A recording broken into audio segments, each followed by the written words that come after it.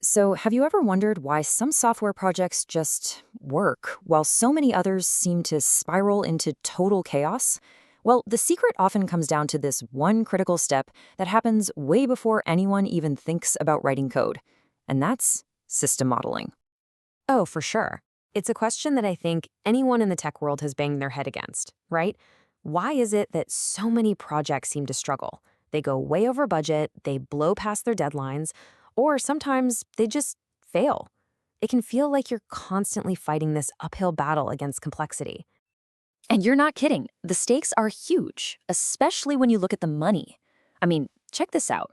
A whopping 40% of a project's entire cost can end up being spent just on testing. Think about that. That's a ton of cash spent finding and fixing mistakes after they've already been built into the system.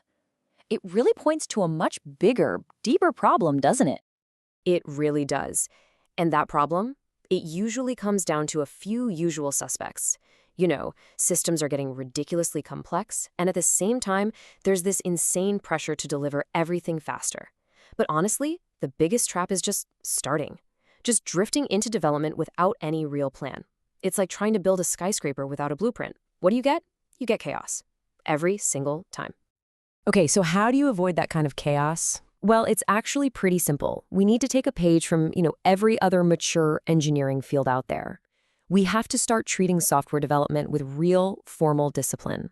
And that always starts with creating a solid blueprint before you even think about laying that first digital brick. And that software blueprint, that's exactly what we're talking about when we say system modeling. It is the fundamental technique that professionals use to get that complexity under control. It's all about creating a clear, shared plan before a single line of code gets written. The goal here is to build smarter, not just faster. Right, so what even is a model in this context? Think of it as an abstraction, basically a simplified version of reality that helps us focus. Instead of getting totally swamped by every single tiny detail of a system all at once, we create these different views. Each one zooms in on a specific part, which lets us understand the whole thing piece by piece. And that's so important because it highlights this double duty that models pull. They're not just for the developers. I mean, sure, they are an amazing tool for analyzing how everything's supposed to work. But maybe even more importantly, they become this common language you can use to talk with customers, with stakeholders, making sure everyone's on the same page and building the exact same thing. Okay, so if these models are the blueprints for our software, it's pretty darn important that everyone on the project can actually read them, right? You've got to have a standard language. Exactly. And in the software world, that standard is UML. It just stands for Unified Modeling Language, and it's basically the industry's universal graphical language. It gives us all a shared set of diagrams and symbols so we can visualize and document pretty much any software system out there. And UML is like this incredibly powerful toolbox. It's not just one thing, it offers all these different types of diagrams, and each one is designed to show you a different slice of the system. So for example, you've got use case diagrams that show what the system does from a user's point of view, while something like a class diagram maps out the static structure of the code itself. Each one is like a different window into the system. That's exactly right, and that is such a crucial point to get. A complete system model is almost never just one single diagram.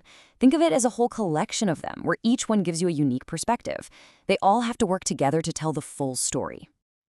Yeah, let's go back to that skyscraper blueprint for a second. A real blueprint isn't just one page, right? It has separate plans for the structure, for the electrical wiring, for the plumbing. Well, it's the exact same idea here. A complete system model brings together several key perspectives to create that full, comprehensive picture. And there are four main ones we usually talk about. First up is the external perspective. This one kind of sets the stage, showing how the system fits into its wider environment. Then you've got the interaction perspective, which zooms in on how the system actually talks to users or even other systems. After that is the structural perspective. That's your static blueprint, mapping out the architecture and how the data is organized. And finally, the behavioral perspective brings it all to life, showing how the system dynamically reacts when things happen. And this is where the real magic of system modeling happens. See, each of these perspectives answers different questions for different people. A manager might care about the big picture, while a developer needs the nitty-gritty technical details. When you combine all of them, you get one cohesive plan that gets everyone, and I mean everyone, aligned and speaking the same language.